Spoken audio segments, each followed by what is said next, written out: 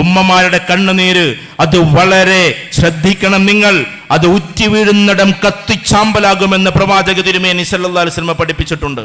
ഉമ്മമാരുടെ കണ്ണുനീര് എവിടെയാണ് ഉറ്റി വീഴുന്നത് അവിടെ കത്തിച്ചാമ്പലാകും. ചില ആൾക്കാർ ബിസിനസ് തുടങ്ങണ്, അത് പൊട്ടണ്, പിന്നെയും ബിസിനസ് തുടങ്ങണ്, പൊട്ടണ്, കടത്തിന്റെ ആഴങ്ങളിലേക്ക് പോണ്. കാരണം തിരഞ്ഞിട്ട് കാണുന്നില്ല.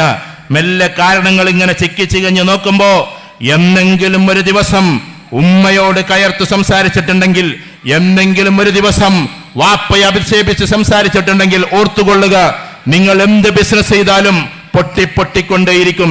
എൻ്റെ ഒരു പ്രിയപ്പെട്ട സുഹൃത്തുണ്ട്, ഞാൻ എത്രയോ വേദികളിൽ പറഞ്ഞിട്ടുണ്ട്, ബഷീർ ക എന്ന് പറയും, ടീ ടൈം ബഷീർ. അദ്ദേഹത്തിന്റെ എല്ലാ ഉദ്ഘാടനവും ചെയ്യിപ്പിക്കാറുള്ളത് സ്വന്തം മാതാവിനെ കൊണ്ടാണ്. 75 വയസ്സ് പിന്നിട്ട മാതാവിനെ ഞാൻ കണ്ടിട്ടുണ്ട് ഒരുപാട് തവണ. ഉമ്മയെ കൊണ്ടുപോയിട്ടാണ് എല്ലാ ഉദ്ഘാടനങ്ങളും ചെയ്യുക. ഇപ്പൊ 100ഓളം ഷോപ്പുകളായി എന്നാണ് കഴിഞ്ഞ ആഴ്ച ഞാൻ അറിയുന്നത്. ടീ ടൈം എന്ന് പറഞ്ഞാൽ നിങ്ങൾക്ക് അറിയാമല്ലോ, ഖത്തറിലും അതേപോലെ തന്നെ സൗദി, പിന്നെ ഇവിടെയൊക്കെ ഉള്ളവർക്ക്, ഒമാനിലുള്ളവർക്കൊക്കെ അറിയാം. ഓരോ ഉദ്ഘാടനങ്ങളും ഉമ്മയെ കൊണ്ടാ ചെയ്യിപ്പിക്കുക. നമ്മുടെ വീട് ഉദ്ഘാടനം ചെയ്യേണ്ടത് നമ്മുടെ ഉമ്മയാണ്. പ്രിയപ്പെട്ട ഉസ്താദുമാരും അതേപോലെ സയ്യിദുമാരും ക്ഷമിക്കുക, നിങ്ങൾ 10 മണിക്ക് വന്നുകൊള്ളുക, 9 മണിക്ക് വന്നുകൊള്ളുക. ഇപ്പൊ സൗകര്യമുള്ളവർ എല്ലാവരെ കൊണ്ടും ചെയ്യിപ്പിച്ചോ, ഞാൻ അതിൽ ഇടപെടുന്നില്ല, ഞാൻ വിവാദങ്ങളിലേക്കില്ല. പക്ഷേ ആര് വന്ന് ഉദ്ഘാടനം ചെയ്താലും നിങ്ങൾ നൊന്ത് പ്രസവിച്ച നിങ്ങളുടെ മാതാവ് നിങ്ങൾക്ക് വേണ്ടി 1000 തവണ നിങ്ങളുടെ വീടിന് വേണ്ടി പ്രാർത്ഥിച്ചതാണ്.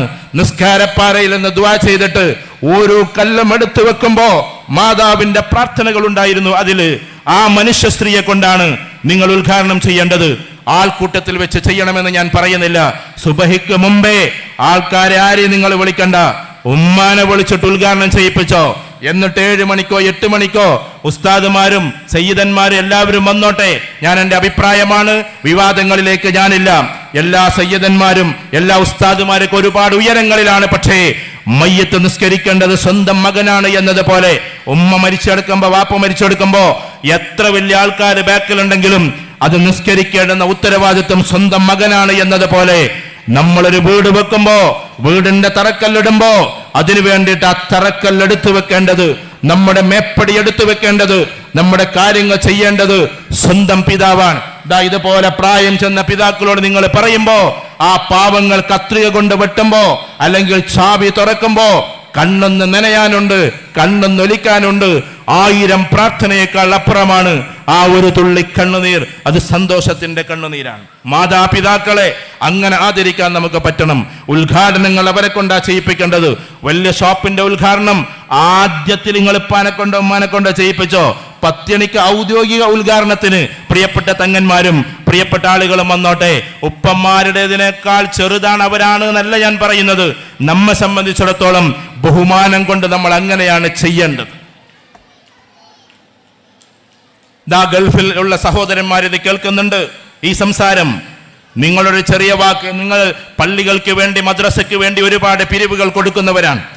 പള്ളിപ്പണിക്ക് നിങ്ങൾ 1 ലക്ഷം കൊടുത്തിട്ടുണ്ടാകും, മദ്രസയുടെ പിരിവിന് 50,000 കൊടുത്തിട്ടുണ്ടാകും. ഗൾഫിൽ നിന്ന് നിങ്ങൾ പറഞ്ഞേക്കണം, വാപ്പാന്റെ അടുത്ത് പോയാൽ മതി, ഇപ്പാന്റെ അടുത്ത് നിന്ന് കിട്ടുന്നു. ഉപ്പയില്ലെങ്കിൽ പറഞ്ഞേക്കണം, ഉമ്മാന്റെ അടുത്ത് നിന്ന് വാങ്ങിച്ചോളിനെന്ന്.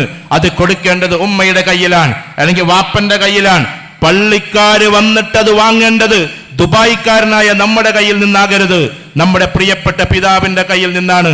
2 പ്രതിഫലം അല്ലാഹു നമുക്ക് തരും. നമ്മൾ കൊടുത്തു എന്നതിന്റെ പ്രതിഫലം, ഇഖ്ലാസോട് കൂടി ആയി എന്നതിന്റെ പ്രതിഫലം, മറ്റൊന്ന് നമ്മുടെ പിതാവിനെ ആദരിച്ചു എന്നതിന്റെ പ്രതിഫലം. അതുകൊണ്ട് നമ്മുടെ പിതാക്കന്മാരെ കൊണ്ടാണ് സത്യത്തിൽ നമ്മൾ ഈ സംഭാവനകൾ കൊടുപ്പിക്കേണ്ടത്. അവരെ ഇസ്സത്തോടു കൂടി അത് നൽകട്ടെ. അവരുടെ ഇസ്സത്താണ് വലുതാകേണ്ടത്, നമ്മുടെ ഇസ്സത്തുകളല്ല. ഏതെങ്കിലും ഒരു മകനെ കല്യാണ നിശ്ചയത്തിന് വിളിക്കുന്നുവെങ്കിൽ ആ മകന് ചിലപ്പോൾ സൗകര്യം ഉണ്ടോ ഇല്ലയെന്നല്ല, വാപ്പനെ തിരസ്കരിച്ചുകൊണ്ട് മകനെ വിളിക്കുന്നുവെങ്കിൽ അപ്പ പറഞ്ഞേക്കണം, നിങ്ങൾ വാപ്പാനെ വിളിച്ചോളിൻ, ഞാൻ കല്യാണത്തിന് വരാമെന്ന്. എൻ്റെ ഒരു അഭിപ്രായമാണ് ഞാൻ പറയുന്നത്. കാരണം വാപ്പാര് കുറേ കല്യാണ നിശ്ചയത്തിന് പോയവരാണ്. അപ്പൊ ചിലപ്പോൾ മകൻ ഭയങ്കര പ്രതാപിയായിരിക്കും, ചിലപ്പോൾ ആൾക്കൂട്ടത്തിൽ അറിയുന്ന ആളായിരിക്കും.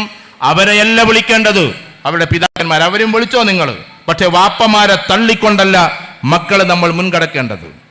നമ്മുടെ പിതാക്കന്മാരാണ് ഏറ്റവും പ്രധാനപ്പെട്ടത്. ആ പിതാക്കന്മാരെ ആദരിക്കാനും സ്നേഹിക്കാനും നമുക്ക് പറ്റണം. ഉദ്ഘാടനങ്ങൾ അവരെ കൊണ്ട് നമ്മൾ ചെയ്യിപ്പിക്കണം.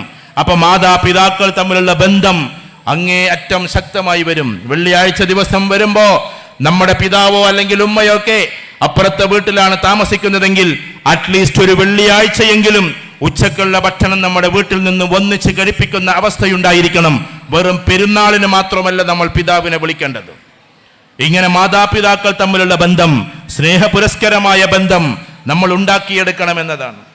പിന്നെയോ പ്രായം ചെന്നവരെ കൊണ്ട് യാത്ര പോകാൻ നമുക്ക് പറ്റണം. ഞാൻ ഈ കുടുംബത്തിലെ ആളുകളോട് പറയാണ്, ഇവരൊക്കെ കുറെ ഗൾഫിലൊക്കെ പോയിട്ട് അധ്വാനിച്ചിട്ട് പറ്റി നിങ്ങൾ സാധുക്കളായിട്ട് അങ്ങനെ ഇരിക്കുകയാണ്. ഇപ്പൊ വീട്ടിൽ ഇങ്ങനെ ഇരിക്കായിരിക്കും, വേറെ പ്രത്യേകിച്ച് ഒന്നും ഉണ്ടാവില്ല. ഞാൻ പറയാം, ഉളിയത്ത് ഫാമിലിയോട് നിങ്ങൾ ഇവരെയും കൊണ്ട് യാത്ര പോകണം. അതിൽ കുട്ടികളെ കൊണ്ടുപോകരുത്. ഞാനൊരു അഭിപ്രായം പറയാണ് കേട്ടോ, ഒരു അഭിപ്രായം. മൂപ്പര് ഭയങ്കര ബാധ്യത ഉണ്ടാക്കിയൊക്കെ ഉണ്ടല്ലോ എന്ന് നിങ്ങൾക്ക് തോന്നരുത് കേട്ടോ. ഇതിനാകെ ഒരു 10,000-15,000 ഉറുപ്പ്യാവും.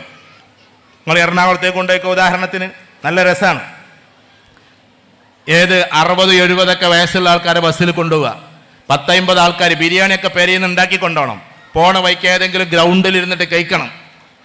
എന്നിട്ട് എന്ത് ചെയ്യണം, അവിടെ എത്തിയിട്ട് ബോട്ടിൽ കയറ്റണം. ഇതിനും വലിയ പൈസ ഒന്നുമില്ല. ബോട്ടിൽ കയറ്റിയിട്ട് ബോൾഗാട്ടി പാലസിലേക്ക് കൊണ്ടുപോകണം. എന്നിട്ട് പാലസൊക്കെ കഴിഞ്ഞതിന് ശേഷം തിരിച്ചു വരുമ്പോൾ, ഞാൻ അതിൻ്റെ പരസ്യം പറയല്ല, നേരെ എന്തൊക്കണം ലുലു മാളിലൊന്ന് കയറ്റുക.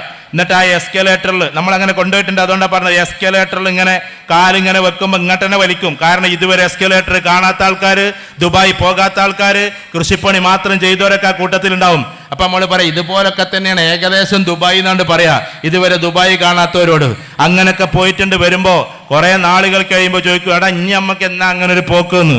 ഇതേ വയസ്സന്മാർ നമ്മളോട് ചോദിക്കും. കാരണം ഇവര് വീട്ടില് പാവങ്ങളായിരിക്കാൻ ഒരുപാട് കാലം അവർക്ക് അബുദാബിയുടെ ഓർമ്മയുണ്ട്, ഒരുപാട് കാലം അവർക്ക് ഖത്തറിന്റെ ഓർമ്മയുണ്ട്.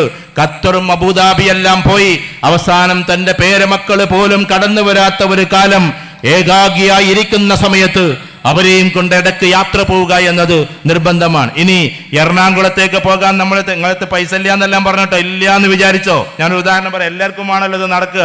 അങ്ങനെയെങ്കിൽ നിങ്ങൾ ഇവിടുന്ന് നേരെ ബസ് കയറ്റിയിട്ട് കടപ്പുറത്തേക്ക് കൊണ്ടുപോകണം. 3 മണിക്ക് മീൻ വരുന്നൊരു സമയമുണ്ട്. ഒരു കൊട്ട മത്തിക്ക് ചിലപ്പോൾ 500 റുപ്യക്ക് കിട്ടുന്ന സമയമുണ്ട്. എന്നിട്ട് എല്ലാവരും കൂടി കടപ്പുറത്തേക്ക് ഒരു കൊണ്ടുപോകല്, എന്നിട്ട് മത്തിയും അയിലൊക്കെ വാങ്ങിയിട്ട് കീശയിലാക്കിയിട്ട് ഒരു കൊണ്ടരല്.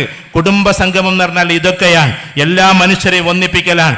ഈ ഇമ്മാമാരെ ഇടക്കിടക്ക് നിങ്ങൾ കൂട്ടണം. എന്നിട്ട് അരിമണി വറുത്തതും ചായ ഉണ്ടാക്കണം. ആ പാവങ്ങൾ അത് കഴിച്ചിട്ട് കുറെ കാലമായിട്ടുണ്ടാവും.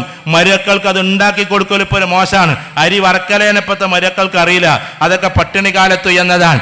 ഈ ലോകത്തിൽ ഏറ്റവും കൂടുതൽ വിലയുള്ള കോഫി സ്റ്റാർബക്സിന്റെ കോഫിയാണ്. ഞാൻ പൈസ കൊടുത്ത് കഴിച്ചിട്ടില്ലെങ്കിലും മറ്റുള്ളവർ എനിക്ക് വാങ്ങി തന്നിട്ടുണ്ട്. 1500 റുപ്യക്ക് വിലയുള്ള കോഫിയാണ് സ്റ്റാർബക്സ്. ഞാൻ പറയുന്നു, അതിനേക്കാൾ അപ്പുറം ടേസ്റ്റാണ്, അതിനേക്കാൾ അപ്പുറത്തുള്ള ചായയാണ് അരിമണി വറുത്തതും ചായ എന്ന് പറഞ്ഞാൽ. 1500 റുപ്യന്റെ കോഫിനേക്കാളും ടേസ്റ്റാണ് അതിന് ഉമ്മയുടെ ഗന്ധമുണ്ട്. മരിച്ചുപോയ നമ്മുടെ ഉമ്മയുടെ ശ്വാസമുണ്ട്. അങ്ങനെയായിരിക്കണം നമ്മളത് കുടിക്കേണ്ടത്. നിങ്ങൾ ക്ഷമിക്കണം, ഞാൻ ഇമോഷണൽ ആകുന്നത് എൻ്റെ ഉമ്മയില്ലാത്തത് കൊണ്ടാണ്. അങ്ങനെ ഇവരെ കൂട്ടിയിട്ട് ചായ സൽക്കാരം നമ്മൾ ഉണ്ടാക്കണം. മാതാപിതാക്കളെ അങ്ങനെ സ്നേഹിക്കാൻ നമുക്ക് പറ്റണം. അല്ലെങ്കിൽ അവരോട് ബന്ധപ്പെട്ടവരെ സ്നേഹിക്കാൻ നമുക്ക് പറ്റണം. നമുക്ക് എന്താ ചെലവ്? ജസ്റ്റ് ഒരു അരിമണി വറുത്തതും ചായയുമാണ്. നമുക്ക് സാധിക്കുന്നുണ്ടെങ്കിൽ ചിരട്ടിയിലുണ്ടാക്കുക, എന്നിട്ട് അതിൽ പിലാവിലൻ്റെ പിന്നെ എന്താ പറയുക കയ്യിലുണ്ടാക്കുക. അതൊക്കെ അവർക്കൊരു ഓർമ്മയാണ്. ഇതെന്തിനാണെന്നറിയോ? വെറും ഓർമ്മക്കല്ല പറയുന്നത്. മനുഷ്യന് ഓക്സിറ്റോസിൻ എന്ന് പറയുന്ന അതിമനോഹരമായിട്ടുള്ള ഒരു സംഭവമുണ്ട്. സന്തോഷിക്കാൻ വേണ്ടിയിട്ടുള്ള ഒരു ഹോർമോണിൻ്റെ പേരാണ് ഓക്സിറ്റോസിൻ. അത് ധാരാളമായി നമുക്ക് ലഭിക്കും ഇന്നലകളിലേക്ക് പുറപ്പെടാൻ നമ്മൾ ഒരുങ്ങിയാൽ.